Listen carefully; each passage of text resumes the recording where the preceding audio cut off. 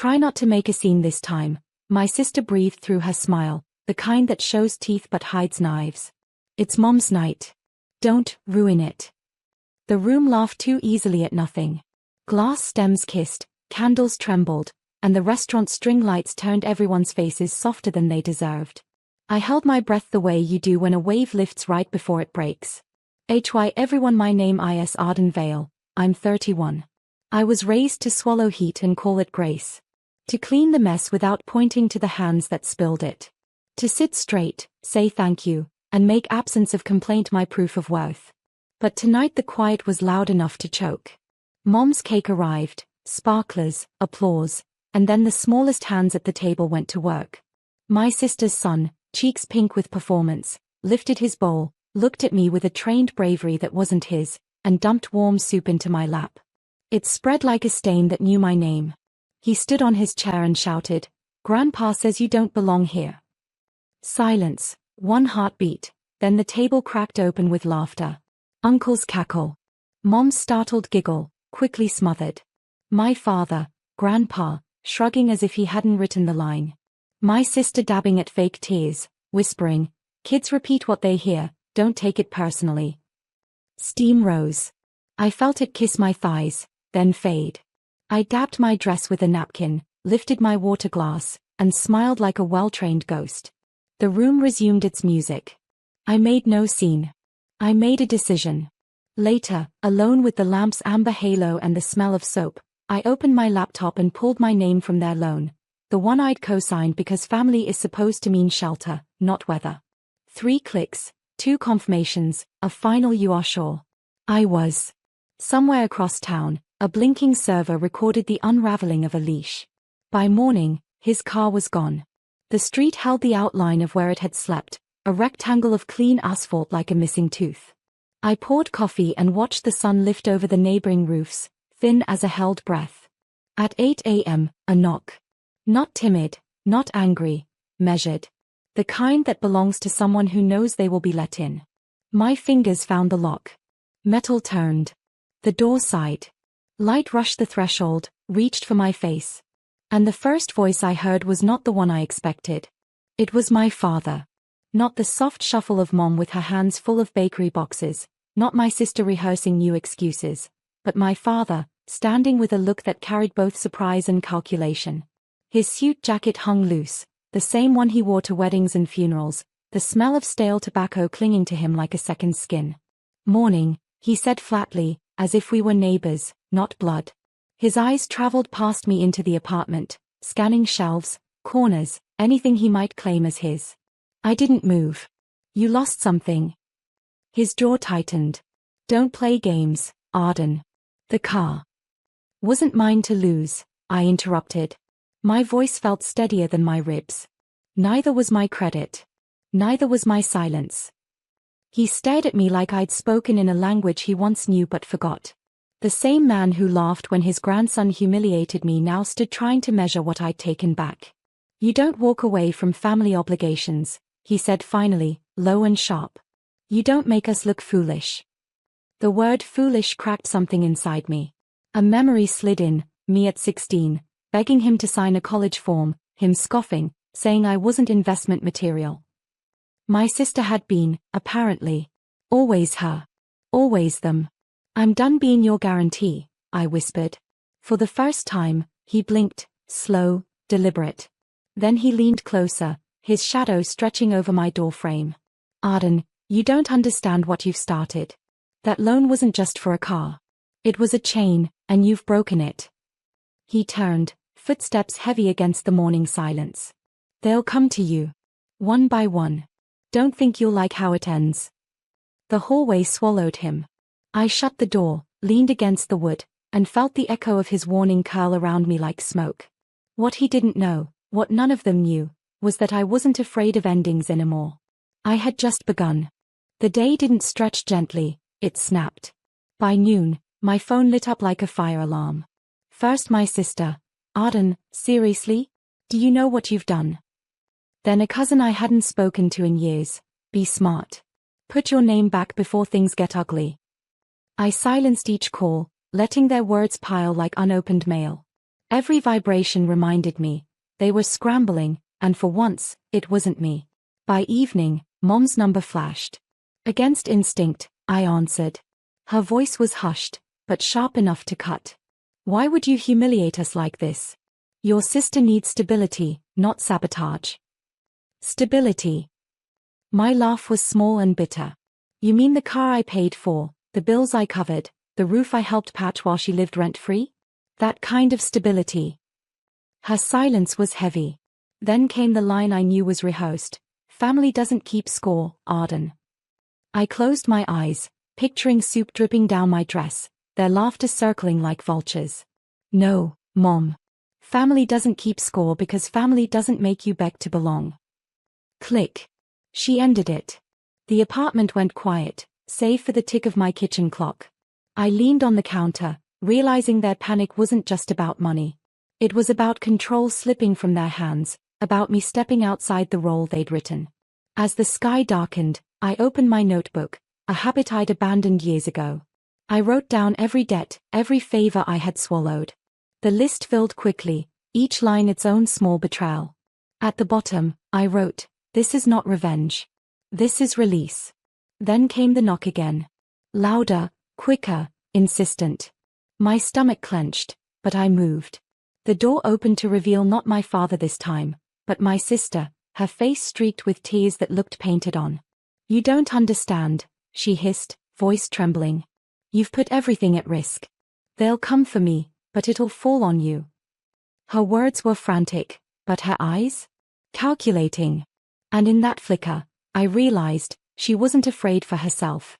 She was afraid of what I'd uncover next. Her hands clutched the frame like she wanted to rip the door off its hinges, but I stood still, blocking her way. My sister had always been a master of theater, cry when convenient, scream when cornered, charm when in need. But I knew the difference between fear and performance. This was performance. "You need to fix this, Arden," she pleaded, her voice cracking on cue. "The bank. Dad, everyone's furious. If you don't put your name back, we'll lose everything." I let the words settle, each one carefully placed to hit where guilt used to live in me. But guilt had packed its bags the night soup soaked my dress. "You'll lose everything," I corrected softly. "Not we." Her mask slipped for a moment, jaw tightening, eyes narrowing, the crocodile tears forgotten. "You think you're above us now? You think because you finally said no, you're free? That loan isn't the only thing tying us together." I leaned closer, lowering my voice. "You're right. Blood ties us. But blood has drowned me long enough." Her breath hitched. She tried to step inside, but I held the door, my grip steady. That's when her threat dropped, raw and unpolished. "Dad said if you don't fix this, he'll tell everyone what you did when you were 19. The words slammed into me. Memories I'd buried rattled at the surface. A mistake, a night of desperation, twisted and repurposed into a weapon they'd kept sharpened for years. My family never forgot, not out of love, but out of strategy. I steadied myself, exhaling slow. "Tell them," I said finally. "Shout it from the rooftops if it buys you sleep. I'm done paying for silence." Her face faltered, her script ruined. For once, she didn't have a line prepared. She stumbled back, muttering, "You'll regret this." The hallway swallowed her words. I closed the door and pressed my palm to the cool wood. My heart raced, but beneath it was something steadier, something I hadn't felt in years: power. They wanted me to drown in shame. But I had just learned how to swim. That night, I barely slept. Every creak of the apartment felt like a footstep, every car door outside like a summons. But beneath the unease, a strange clarity burned. I wasn't cornered anymore, they were. By morning, my email was flooded. Notices of urgent matters from the bank. Thinly veiled threats wrapped in polite language. And then, tucked between them, a message from an unfamiliar sender. "I think you should know what your family signed in your name." My pulse spiked. Attached was a PDF, pages of contracts, hidden clauses, signatures forged with mine. I scrolled, my stomach twisting. It wasn't just the car loan. They had stacked debts like bricks on my back, assuming I'd never look closely, assuming I'd carry it all until I collapsed. The betrayal wasn't a single act. It was an architecture. I printed the documents, spread them across my table. Each sheet was a confession, each number a lie. I traced the ink with my fingers, remembering birthdays where my gifts had been ridiculed, holidays where my presence was tolerated but never welcomed. I realized this wasn't just about money. It was about how they had written me into their story as the expendable one. At noon, another knock. This time softer, hesitant. I opened the door to find Mom, her eyes swollen, holding a casserole dish like a peace offering. "Sweetheart," she whispered, stepping inside without waiting for permission. "Let's sit. Let's talk. You're angry, I understand, but families go through storms." I studied her, the woman who once brushed my hair before school, who now sat at my table pretending the fire wasn't already burning the house down. "Storms don't forge signatures," I said, sliding the papers across to her. "Storms don't dump soup in laps and laugh." Her hands trembled over the pages. Her lips moved but no words came out. For the first time, Mom didn't have a script either. The silence was thick, almost holy. Then she whispered, "Your father, he made us sign. He said you'd never fight back." I leaned forward, voice steady. "He was wrong." Her eyes filled, not with tears of sorrow, but of fear. And in that moment, I knew, the storm had only begun to turn. Mom's hands shook as she gathered the papers, trying to make sense of what I had laid bare. Her wedding ring clinked against the table, a sound that once meant stability but now felt like chains rattling. "Arden," she whispered, her voice breaking. "We thought you'd forgive. You always forgive." That was the blueprint of my life, me as the family's safety net, the one who bent so no one else broke. But something inside me had hardened. "I did forgive," I said quietly. "Over and over, until forgiveness turned into erasure. You didn't want a daughter. You wanted collateral." Her face crumpled, but I noticed she didn't deny it. She only lowered her gaze, as though shame was easier than honesty. Before I could say more, my phone buzzed. A text from my father: "You've made this messy. Meet me tonight. Alone. 9 p.m. You know the place." The place. I knew exactly where, his office above the auto shop, the one that always smelled of gasoline and secrecy. Mom glanced at the screen, then back at me. Her lips parted, but no words left. Instead, she pressed the casserole dish closer to me, like food could be a truce. By nightfall, I found myself outside that office. The air was heavy with oil and betrayal. I pushed the door open to find him waiting behind his desk, leaning back in his chair like a king daring his subject to revolt. "You've cost us more than you know," he said, lighting a cigarette, the tip glowing in the dim room. "But you still have a chance to fix this." "Fix?" I asked. "You mean surrender?" He smirked. "Call it what you want. Sign back on, or I'll take what you've hidden all these years. Every secret, every slip, you won't survive the telling." I looked at him, the man who raised me with silence sharper than words, who weaponized my mistakes. My fear pulsed, but something else pressed harder: resolve. "I won't sign," I said, steady. "Not tonight. Not ever." His smirk faded. Smoke coiled between us, but the real fire was only beginning to burn. The silence after my refusal was thick, broken only by the faint hum of the fluorescent light above us. My father's cigarette ash trembled, then dropped into the tray.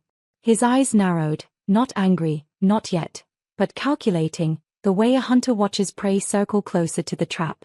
"You think this is courage," he said slowly. "But what you've done is war.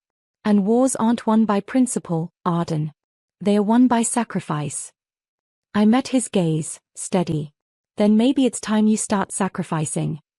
A flicker of surprise crossed his face, gone as quickly as it came. He leaned forward, lowering his voice. "Do you even realize what you've uncovered? Those papers you waved at your mother, those are only the surface. We've built more than you can dismantle." I took a step closer, my pulse hammering. "Maybe. But one thread undone can unravel the whole tapestry. And I've got the first thread." His jaw clenched, the cigarette stubbed out with unnecessary force. "You'll regret this." I turned to leave, but before my hand reached the door, his voice followed, sharper, colder. "You walk away now, and you'll never be family again." The words pierced, but instead of pain, I felt release. I paused, let the weight of them hang in the air, then answered without turning back, "Family left me a long time ago." Outside, the night air was crisp, carrying the tang of oil and rust. My steps echoed against the empty street. For the first time in years, I didn't feel small. I felt untethered. By the time I reached home, my inbox had another message, from the same unknown sender. "You've only seen the beginning. Meet me tomorrow. 10 a.m. downtown library. I'll show you the rest." I stared at the words, heart racing. Whoever this person was, they held keys my family thought were buried forever. For the first time, I wasn't dreading morning. I was waiting for it, like a curtain about to rise on a stage they'd never control again. Tomorrow, the truth would have its voice. And it would be louder than their laughter ever was. The library was nearly empty the next morning, sunlight pooling across long wooden tables. I arrived early, nerves coiled tight, scanning faces until one man approached, gray suit, briefcase, eyes that studied without judgment. "You're Arden?" he asked quietly. I nodded. He slid a folder across the table. "I handled some of your father's contracts years ago. When I saw your name forged, I knew you'd need proof." My hands trembled as I opened it. Pages of signed agreements, loans laid with lies, even property transfers, all with my signature replicated in ink I never touched. It was bigger than I imagined. My family hadn't just used me, they'd built their foundation on my silence. "You take this to the bank, to the courts, they'll have nothing left," he said. The weight of the folder felt heavier than any debt I'd ever carried. Not because of fear, because it was freedom. That evening, I returned to my apartment. Mom was waiting outside my door, face pale. "Arden, please, your father says you'll destroy us. Tell me it isn't true."